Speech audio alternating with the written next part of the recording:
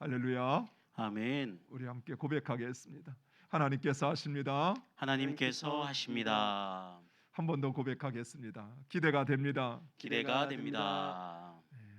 우리 2022년 밀고 있는 고백이 있죠. 한 번 더 고백하겠습니다. 당신이 더 행복했으면 좋겠습니다. 당신이 더 행복했으면 좋겠습니다. 우리 성도님들이 2022년 어제보다 오늘이 또 오늘보다 내일이 더 행복했으면 좋겠습니다. 아멘. 오늘은 성경의 엑스트라 그 7번째 시간으로 이삭의 아들 예서에 대해서 살펴보고자 합니다. 예서는 이삭이 60세에 얻은 아들로 쌍둥이 가운데 첫째였습니다. 이삭은 40세에 리브가와 결혼하여 가정을 꾸렸지만 자녀가 없었습니다. 이삭의 이복형이었던 이스마엘, 그 이스마엘은 12아들이나 낳았는데 이삭은 결혼한 지 20년이 다 되도록 자식 하나가 없었던 것입니다. 이로 인해서 이삭과 리브가가 느꼈을 부담감이라고 하는 것은 실로 엄청났을 것입니다. 고대 시대, 요즘도 그렇지만 고대 시대에는 자식은 곧 힘이요 권력이었습니다. 더욱이 이스라엘과 같이 또 우리나라와 같이 가부장적인 사회에서 자식이 없다는 것은 이삭이나 리브가에게는 엄청난 위기감으로 찾아왔을 것입니다. 그래서 이삭은 그 아내를 위하여 하나님께 간구합니다. 21절에 이삭이 그의 아내가 임신하지 못하므로 그를 위하여 여호와께 간구하며 여호와께서 그의 간구를 들으셨으므로 그의 아내 리브가가 임신하였더니. 아멘.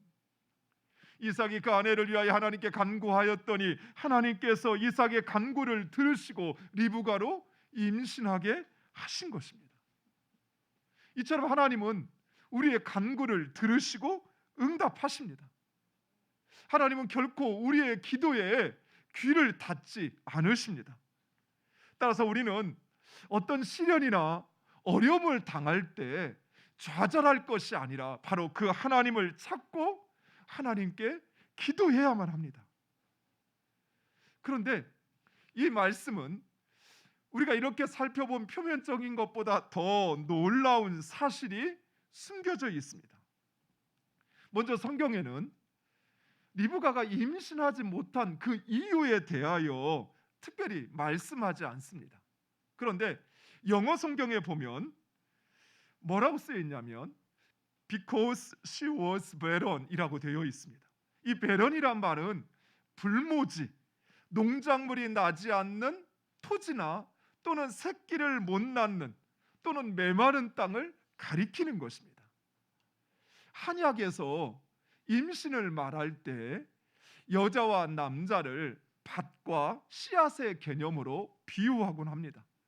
그래서 비옥한 땅에 질 좋은 종자를 심고 여기에 적당한 영양과 온도와 수분을 공급해야만 좋은 열매를 가질 수 있는 것입니다. 의학적으로 보통 1년 동안 정상적인 관계에도 불구하고 아이를 낳지 못하는 것을 불임이라고 합니다. 그런데 이삭과 리브가는 자그만치 20년 동안 아이가 없었습니다. 즉 단순한 불임이 아니었다라는 것이에요. 리브가의 몸은 처음부터 아이를 낳을 수 없는 그런 불모지와 같은 메마른 땅과 같은 그런 몸이었던 것입니다. 그러나 하나님께서 이삭의 기도를 들으시고 이처럼 아이를 낳을 수 없는 리브가에게도 아이를 주셨던 것입니다. 마치 그 태가 닫혀진 90세의 사라에게 아이를 주셨던 것처럼 이처럼 하나님은 우리의 간구를 들으시고 응답하시는데 우리 하나님은 못하실 일이 없으십니다. 우리의 생각에 이 정도 뭐 조건이 다 갖춰졌으니까 이제 하나님이 도와주시기만 하면 되겠지 생각할 수 있는데, 우리 하나님은 마치 불모지와 같은 그 땅에서도 생명이 자라고 그리고 열매를 맺게 하시는 것입니다. 하나님은 닫혀진 태의 문을 열고 메마른 땅과 같은 그 태를 변화시켜 잉태케 하시는 기적의 하나님이십니다. 또한 하나님은 이 리브가의 태를 열어서 아브라함에게 약속하신 그 약속을, 그 번성의 복을 성취하십니다. 이처럼 하나님은 약속하신 것을 반드시 이루십니다. 그러나 그 하나님의 약속은 저절로 이루어지는 것이 아닙니다. 하나님은 우리의 기도와 순종을 통해서 하나님의 약속을 이루어 가시는 것입니다. 따라서 우리는 그 하나님의 약속이 이루어지지 않는다고 해서, 또 내 기대가 내가 원하는 때에 성취되지 않는다고 해서 포기할 것이 아니에요. 우리의 기도와 우리의 순종을 통해 일하시는 하나님, 그 하나님을 기대하고 끝까지 그 하나님을 기다리는 여러분 되시기를 간절히 축원드립니다. 아멘. 물론 그 하나님의 약속의 성취가 때로는 늦어질 때가 있습니다. 이삭처럼 말입니다. 하나님께서 아브라함에게 내 자손이 하늘의 별과 같이 바다의 모래와 같이 많아지게 하셨다 하면 이삭이 결혼하자마자 순풍 자녀를 낳아야 할 텐데, 최소한 이스마엘처럼 12아들을 낳아야 할 텐데 결혼한 지 20년이 다 되도록 아이가 없었던 것입니다.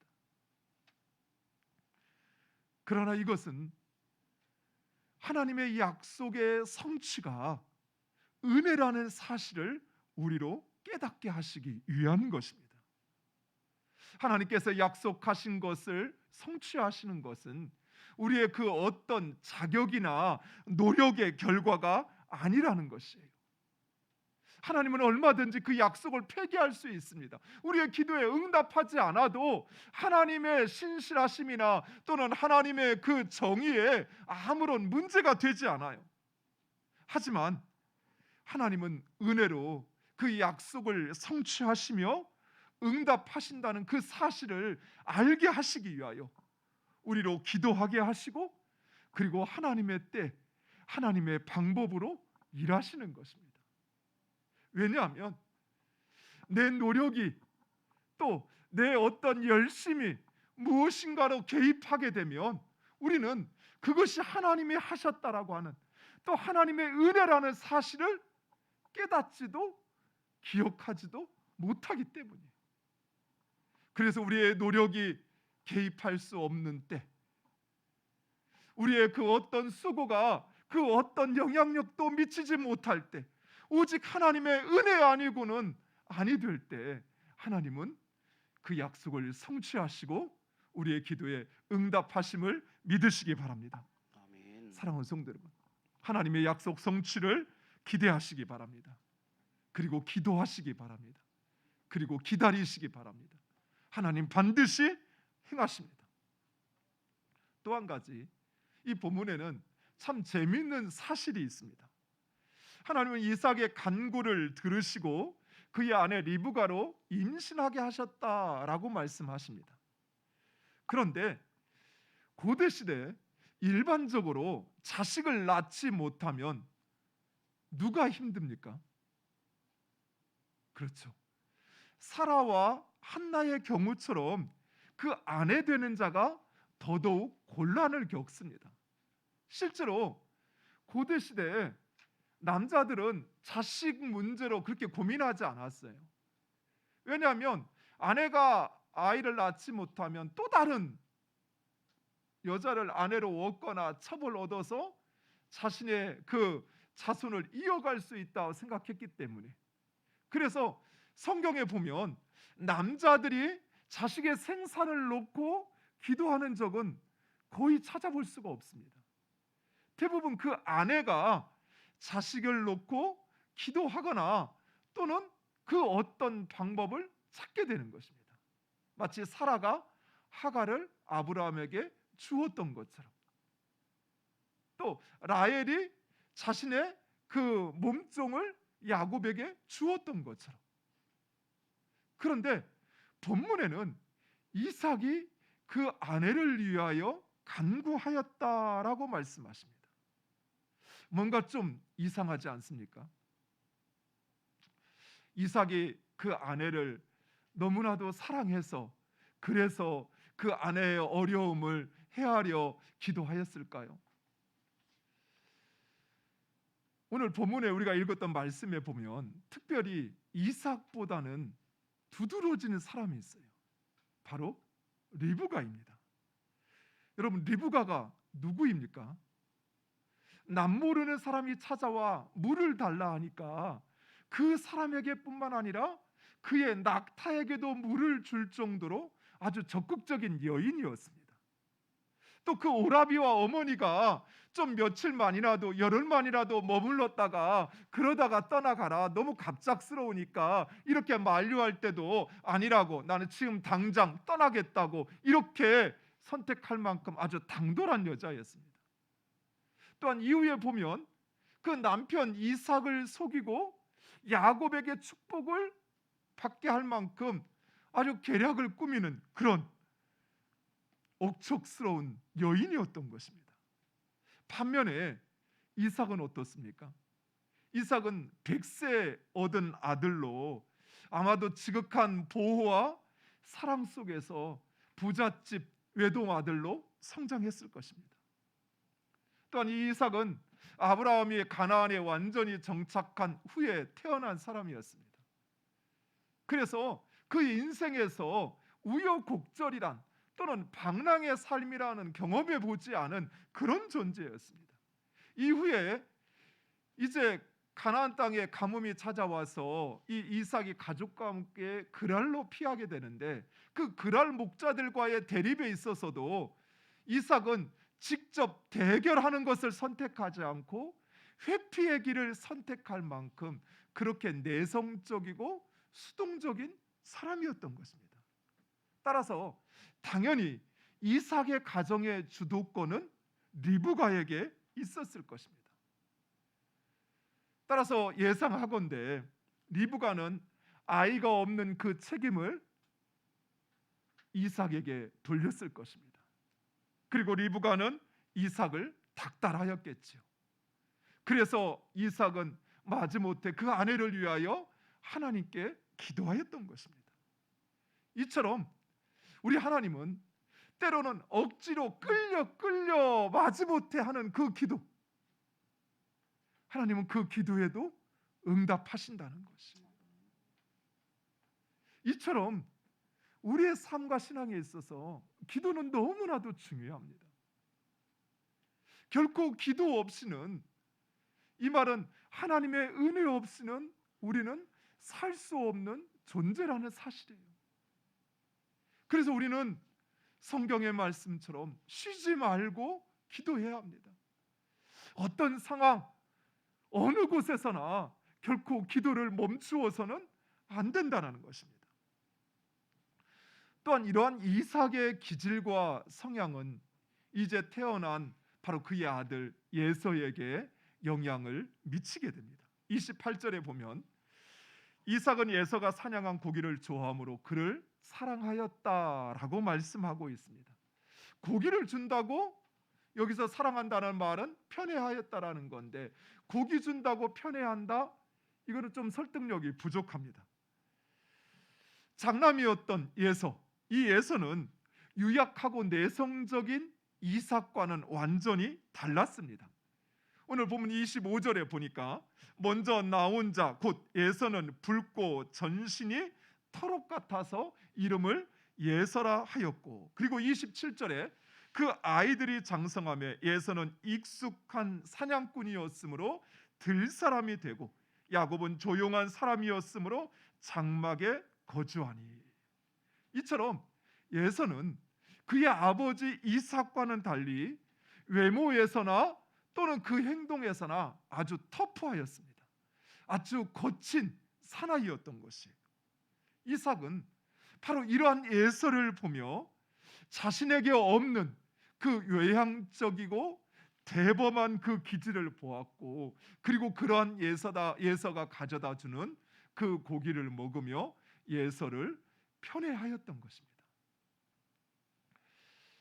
특별히 우리 초등학생 아이들에게서 나타나는 기질 중에 하나가, 성향 중에 하나가 바로 이런 성향이 있어요.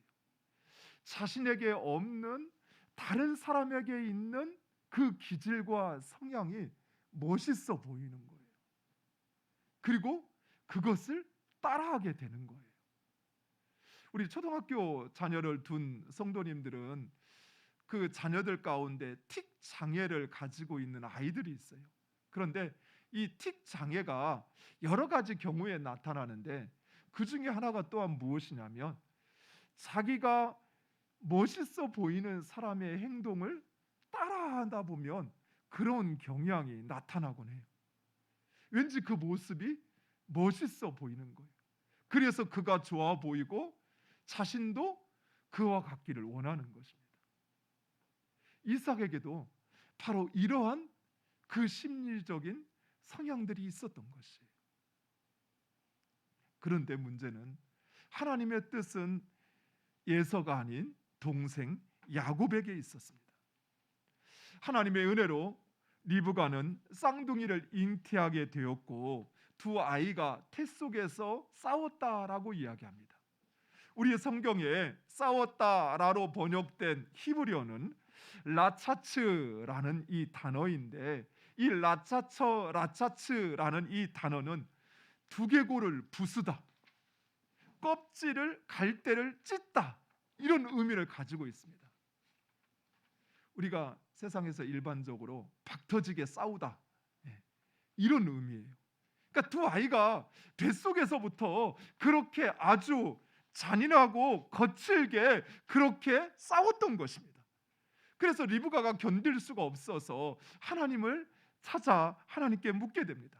그래서 하나님께서 이렇게 대답하십니다. 우리 23절 말씀 화면을 보고 함께 읽겠습니다. 여호와께서 그에게 이르시되 두 국민이 내 태중에 있구나. 두 민족이 내 복중에서부터 나누이리라. 이 족속이 저 족속보다 강하겠고 큰 자가 어린 자를 섬기리라 하셨더라. 아멘. 아멘. 이 말씀은 곧 첫째가 아닌 둘째 야곱이 하나님의 그 약속을 이을 후계자라는 말씀입니다. 이런 하나님의 뜻을 이삭도 리브가도 알고 있었을 것입니다. 또한 이런 하나님의 뜻은 그 이름에서도 드러나고 있습니다. 야곱을 오늘 말씀에 히브리어는 아카브라고 이야기하는데, 이 아카브라는 말은 발 뒤꿈치를 잡았다라는 의미를 가지기도 하지만 또 한 가지 의미가 있어요. 그것은 바로 하나님께서 보호해 주신다라는 의미를 가지고 있습니다. 즉 그 둘째 아이의 이름을 야곱이라 아카브라라고 정했던 이유는 바로 그 하나님의 약속을 이삭과 리브가가 알고 확신했다라고 하는 바로 그 증거입니다. 그런데 문제는 이삭은 예서를 더 사랑했던 것입니다. 결국 이삭은 그러한 하나님의 뜻을 어기고 예서에게 장자의 축복을 행하려고 합니다. 그러자 이것을 알아차린 리브가는 남편 이삭을 속일 계략을 세우게 되고 야곱도 그 계획에 동참하게 됩니다. 결국 이 일로 인하여 예서와 야곱은 철천지 원수가 되고 야곱은 아버지의 집을 떠나 그의 외갓댁인 라반의 집으로 도피하게 되는 것입니다. 여기까지 살펴보면 예서는 아무런 잘못이 없는 것 같아요. 예서는 단지 첫째로 태어났다고 하는 이유, 아버지의 사랑을 받았다는 이유, 그 이유만으로 예서는 어머니의 사랑을 받지 못했고 또 이처럼 가족 불화의 원인이 된 것처럼 이야기되어지고 있습니다. 그러나 그렇지만은 않습니다. 먼저 예서는 장자라는 하나님의 축복을 그렇게 중요하게 생각하지 않았어요. 25장 32절에 예서가 이르되 내가 죽게 되었으니 이 장자의 명분이 내게 무엇이 유익하리요. 예서는 장자의 명분을 요구하는 야곱에게 장자의 명분과 먹을 것을 바꾸는 어리석은 선택을 하게 됩니다. 구약 성경과 그리고 고대 시대에 있어서 맏아들 장자는 원하고 노력해서 되는 것이 아닌 하나님의 선택이요 하나님의 결정입니다. 그래서 하나님께서는 장자는 하나님의 것이다 라고 말씀하셨어요. 그리고 그 장자에게는 그 부모의 상속권의 2배가 주어질 뿐만 아니라 하나님의 언약에 있어서도 영적인 특권이 장자에게는 주어지는 것입니다. 예서 역시 이런 사실을 모를 리 없었을 것입니다. 그러나 예서는 그러한 장자의 특권을 가볍게 여겼던 것이에요. 25장 34절 우리 화면을 보고 함께 읽겠습니다. 야곱이 떡과 팥죽을 예서에게 주매 에서가 먹으며 마시고 일어나 갔으니 예서가 장자의 명분을 가볍게 여김이었더라. 아멘. 예서는 그 장자의 특권을 가볍게 여겼던 것입니다. 뿐만이 아닙니다. 예서는 하나님과의 언약을 어기고 헷 족속의 딸을 그 아내로 맞이하게 됩니다. 창세기 26장 34절 예서가 40세 헷 족속 부에리의 딸 유딧과 헷 족속 엘론의 딸 바스맛을 아내로 맞이하였더니 이 일로 인해서 이삭과 리브가는 큰 근심을 하게 됩니다. 그리고 이후에 야곱을 떠나보내는 바로 그 핑곗거리가 되었던 것입니다. 예서는 이삭을 통해서 분명히 아브라함에게 하신 하나님의 약속을 들었을 것입니다.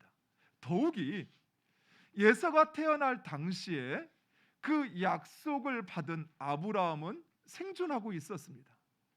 우리 성경에는 아브라함의 죽음 이후에 예서와 야곱의 출생이 기록되어 있지만 아브라함의 죽은 그 175세라고 하는 나이는 예서와 야곱이 태어나고 15년이 지난 해를 말하고 있습니다. 따라서 아브라함은 예서와 야곱이 태어나는 것을 보았고 그리고 또 그들이 성장하는 것을 아브라함은 지켜보았던 것입니다. 그렇다면 아브라함은 당연히 예서와 야곱에게 하나님께 받은 그 약속을 그들에게 이야기해 주었을 것입니다. 그리고 그들은 바로 그 약속의 후사라는 사실, 그래서 약속의 후사답게 너희는 그 하나님을 섬겨야 한다는 사실을 예서 역시 알고 있었던 것입니다. 하지만 예서는 장자의 명분처럼 하나님의 약속도 그렇게 중요하게 생각하지 않았던 것입니다. 결국 장자로 태어난 예서는 장자의 축복도 부모의 사랑도 또 형제간의 우애도 잃어버린 비운의 삶을 살게 되는 것입니다. 사랑하는 성도 여러분, 우리 역시 마찬가지입니다. 무슨 말인고 하니 우리가 하나님의 자녀가 되는 것은 우리가 선택한 것도 우리가 노력한 것도 아닙니다. 오직 하나님께서 주권적으로 선택하시고 결정하시어 우리를 하나님의 자녀 삼아주신 것입니다. 우리가 노력한다고 해서 또 우리가 어떤 자격을 갖추어서 하나님의 자녀가 된 것이 아니에요. 오직 하나님의 은혜로운 결정과 선택이었던 것입니다. 더욱이 하나님의 자녀, 그 하나님의 후사에게 주어지는 특권은 이 세상 그 어떤 특권이나 장자의 특권과는 결코 비교할 수 없습니다. 그런데 우리들 역시 이 특권을, 하나님의 자녀된 이 특권을 중요하게 생각하지 않아요. 심지어 때로는 그리스도인이라는 이름을 거추장스러워하기도 합니다. 심지어 장자의 명분을 가볍게 여겼던 예서와 같이 우리 역시 하나님의 자녀라고 하는 이 특권, 나에게 주어진 나의 이 정체성을 얼마나 이것이 큰 축복이요 은혜인지 그것을 알지 못하고 그것을 중요하게 여기지 않는다는 것입니다. 히브리서 12장 16절 하반절은 이러한 예서를 가리켜 망령된 자라고 이야기합니다. 우리 화면을 보고 함께 읽겠습니다. 한 그릇 음식을 위하여 장자의 명분을 판 에서와 같이 망령된 자가 없도록 살피라. 아멘. 망령된 자란 세상 욕심 때문에 하나님 주신 그 특권을 가볍게 하찮게 다루는 자를 말하는 것입니다. 예서는 자신에게 주어진 그 장자권 그리고 약속에 후사된 그 축복을 하찮게 여겼던 것입니다. 그래서 결국 세상의 것을 붙잡고 하나님의 것을 버리게 됩니다. 실제로 예서와 같이 많은 성도들 역시 하나님의 자녀로 살고 있으면서도 정작 하나님의 자녀된 이 축복을 하찮게 여기며 중요하게 생각하지 않습니다. 그래서 세상의 것을 붙잡느냐고 하나님의 것을 버리게 됩니다. 심지어 세상의 것을 가지지 못해서 그래서 자신은 불행하다고 생각을 해요. 사랑하는 성도 여러분, 예서는 알지 못했지만 그가 버린 것, 그가 포기한 것, 그것은 바로 이 세상의 주관자 되시는 바로 그 하나님의 도우심과 축복이었다는 사실입니다. 이 세상의 물질과 권력은 일시적인 것입니다. 그러나 하나님은 영원하십니다. 세상의 것은 신실하지도 온전하지도 않습니다. 그래서 언제든 그 주인을 바꿔버립니다. 또 우리가 기대하는 것을 온전히 채울 수도 없어요. 하지만 하나님은 변함없으시며 완전하십니다. 하나님은 결코 그의 백성을 버리거나 포기하지 않으셔요. 또 하나님으로부터 주어지는 것은 우리의 부족함을 채우기에 충분하다는 것입니다. 세상의 것은 마치 팥죽 한 그릇과 같습니다. 당장은 나의 배고픔을 채울 수 있을지 모르지만 어느새 우리는 또다시 줄이고 목말라 합니다. 그러나 하나님은 마치 마르지 않는 샘과 같고 끊이지 않는 만나와 같습니다.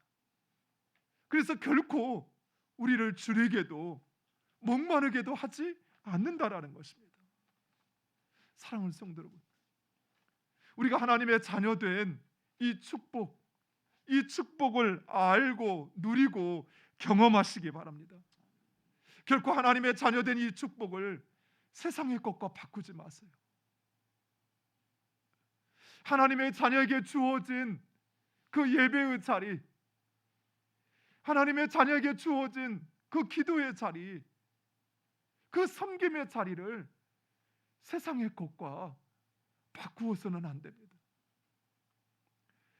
예서는 모든 것을 잃어버리고 나서야 통회의 눈물을 흘리지만 그때는 이미 끝나버렸습니다.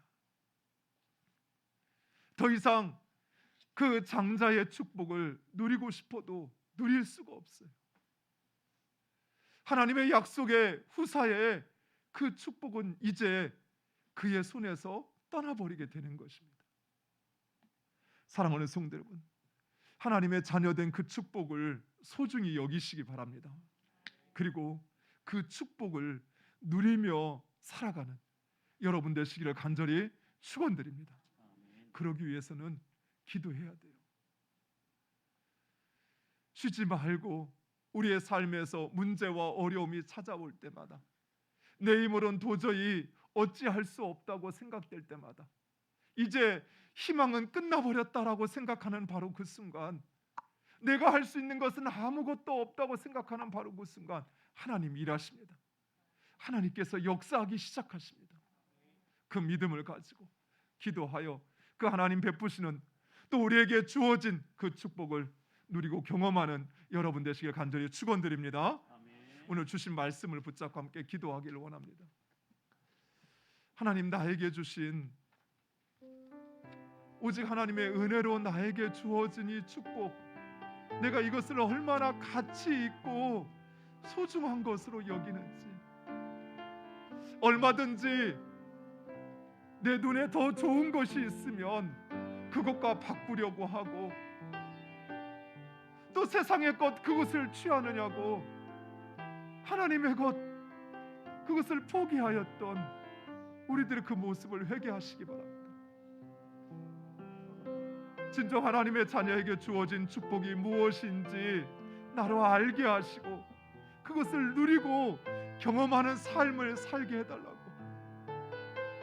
하나님께 약속하신 것을 반드시 이루시는, 또 그 자녀들의 기도를 들으시고 응답하시는, 결코 그들을 포기하지 않고 영원히 책임져 주시는 그 하나님의 은혜를 내 삶에서 누리면서 살아가고 경험하게 해달라고 이 시간 우리 다 같이 한 마음으로 동성으로 주여 외치고 기도하시겠습니다.